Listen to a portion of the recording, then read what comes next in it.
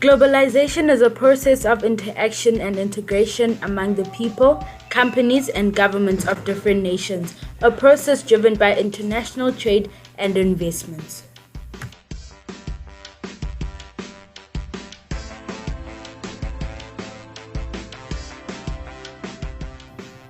There are two types of people that are affected by globalization: the rich and the poor.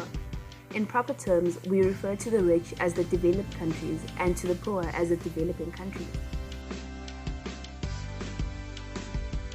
When businesses trade on an international level, they branch out to many countries. Let's take McDonald's for example. The McDonald's business grew, which meant that it opened up more restaurants in different countries. This led to McDonald's employing many people, meaning that the unemployment rate decreased in many developing countries.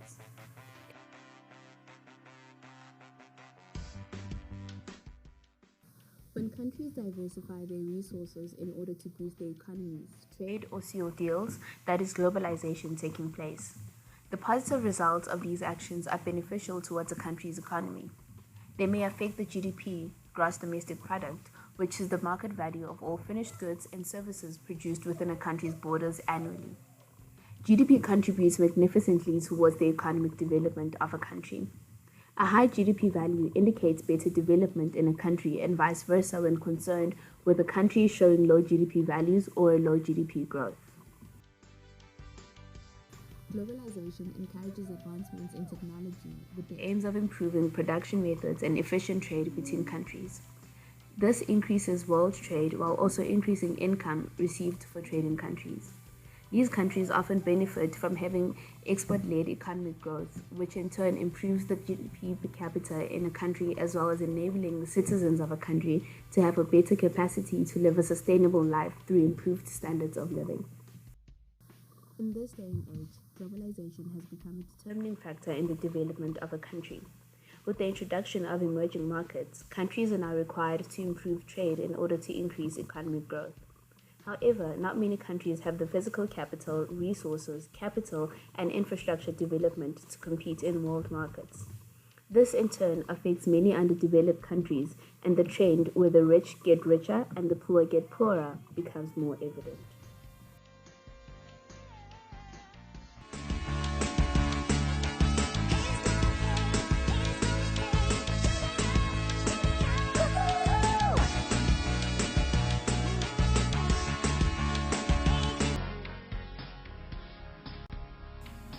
Politically, the world has started to become more connected.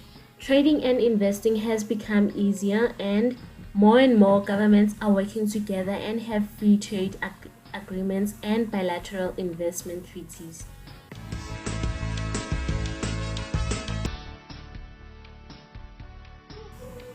Every day, countries become more and more interconnected, with many companies producing goods and selling them to markets in other countries. Economies are integrating.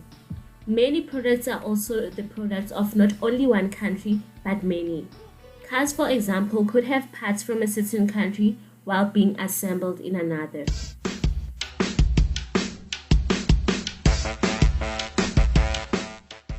With the world becoming more interconnected, we also have a bit of cultural exchange.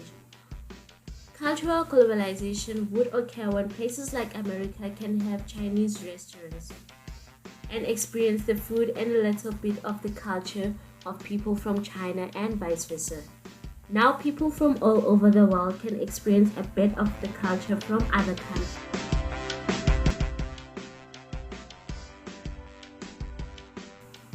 As for communication globalization, the main factor driving it would be social network platforms.